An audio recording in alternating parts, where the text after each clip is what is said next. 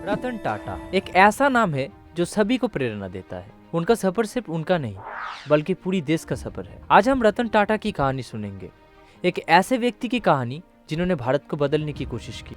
तो चलिए शुरू करते हैं उनकी कहानी। रतन टाटा का जन्म 28 दिसंबर 1937 को मुंबई में हुआ था। उनका परिवार टाटा ग्रुप के साथ जुड़ा था। उनके माता पिता जब अलग हुए तब वो सिर्फ 10 साल के थे। उनका बचपन उनके दादी के साथ गुजरा। I was born in Bombay and lived my early life in Bombay. When I was 7, my father and mother separated, and both my brother and I were brought up by my grandmother.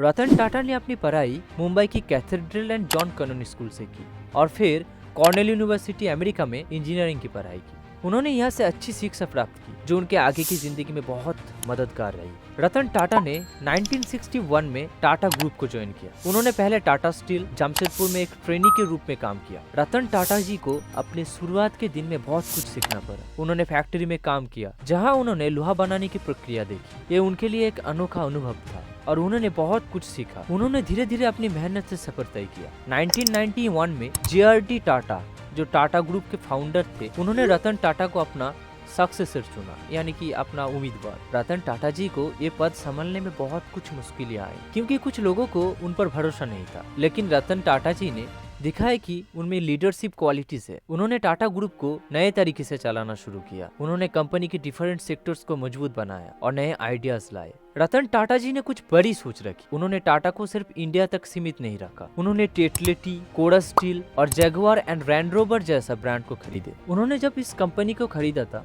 तो company already बहुत loss में था क्योंकि BMW जैसे company ने भी ये जो लैंड रोवर का जो ब्रांड है इसको नहीं बेच पा रहा था, बहुत लॉस में चल रहा था। लेकिन टाटा जी ने इसको खरीदा। जब उन्होंने खरीदा था तो सभी उनको दोष दे रहे थे कि क्यों आपने ये खरीदा है, लेकिन उन्होंने साबित कर दिया कि उनका डिसीजन बिल्कुल सही था क्योंकि उन्होंने जब सेम कार को नई तरह से लॉन्च किया तो सभी को बहुत पसंद आया और मार्केट में एकदम छा गया।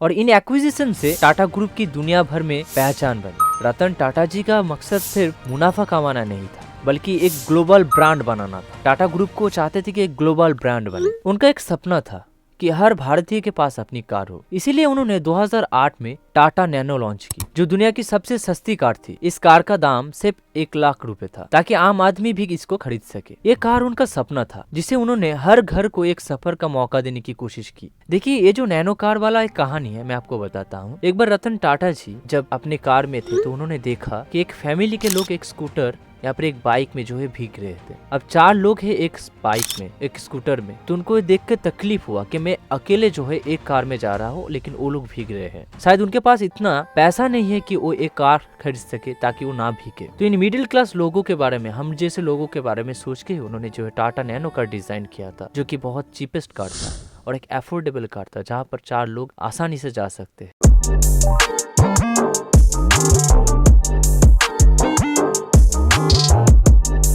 Where you saw a family on a scooter, the father driving the scooter. What happens if they skid and fall up?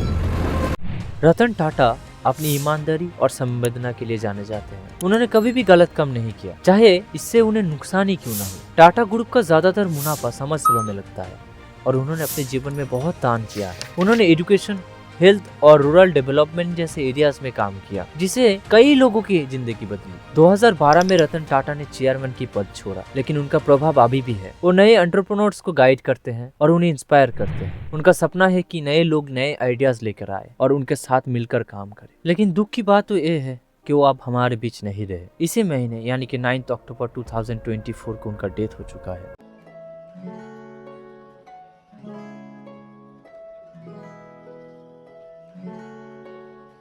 उनका जीवन हमें ये सिखाता है कि असली संपत्ति ईमानदारी और संवेदना में है। उन्होंने दिखाया है कि एक लीडर को सिर्फ पैसा नहीं बल्कि लोगों की भलाई भी देखना चाहिए। आपको रतन टाटा की कहानी कैसी लगी हमें कमेंट्स में बताइए। अगर आपको ये वीडियो पसंद आई तो वीडियो को लाइक कीजिए और चैनल को सब्सक्राइब कीजिए।